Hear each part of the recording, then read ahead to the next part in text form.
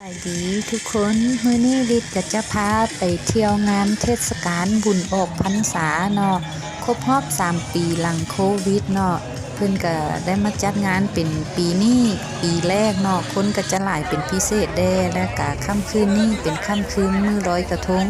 เพราะว่าครูบ่าวสาวเขาเจ้าก็จะออกมาลอยกระทงเพื่อขอพรเนาะให้ทุกคนไปเบิ่งบรรยากาศภายในงานกันเลยเนาะว่าเป็นแนวใด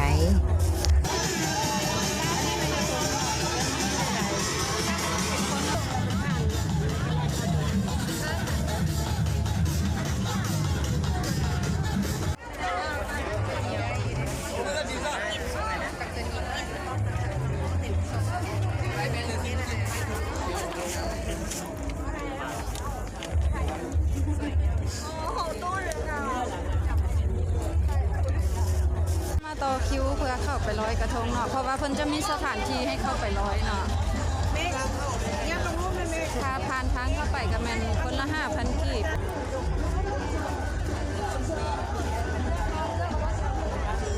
ไม่ได้กินโอเคอย่าต่ำกระทงค่อยเด้อ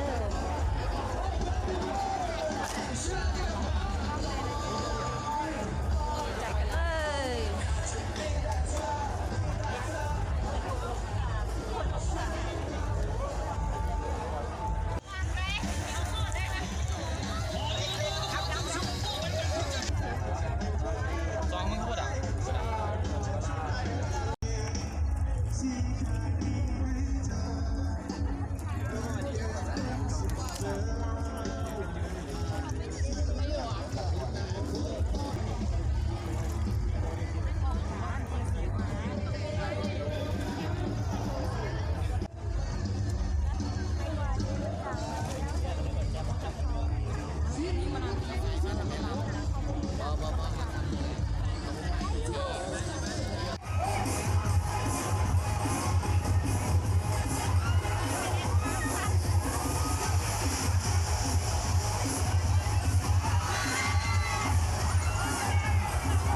ประกาศอย่างพอดวงเนาะสำหรับทีมงานเราปัจจุบันนี้เรามีความเริ่มต้นเลยกันหลายเนาะ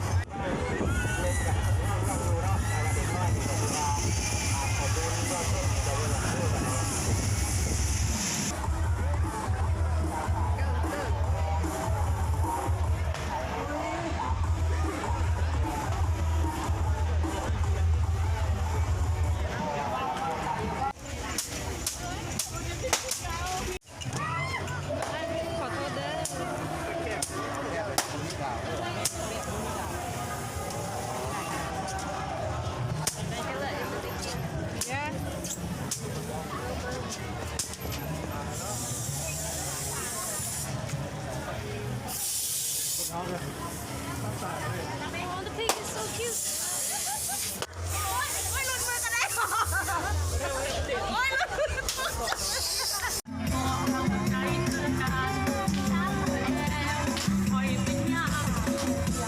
แบ่งเ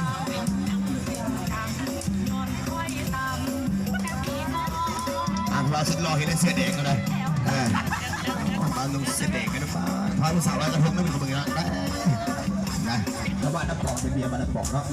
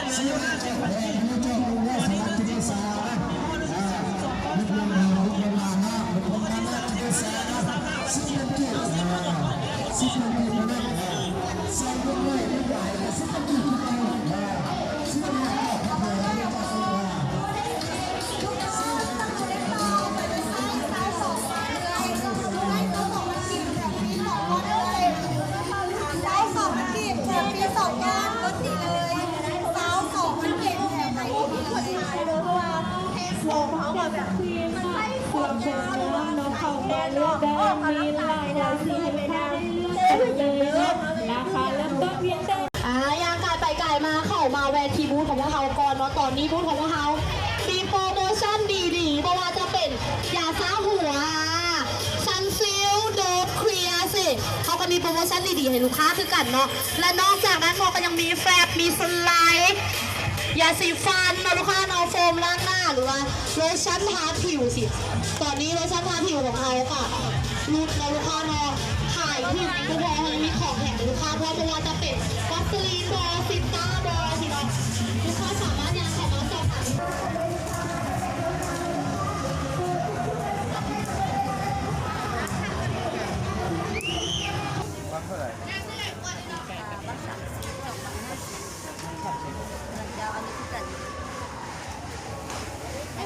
วิทย์เดี๋ยววันเกิด Why are you leaving me all the time, man?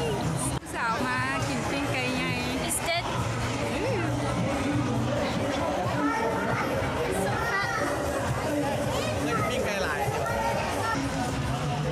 Balut.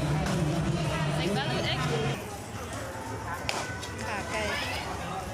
ปีกไก่ยังไงก้อน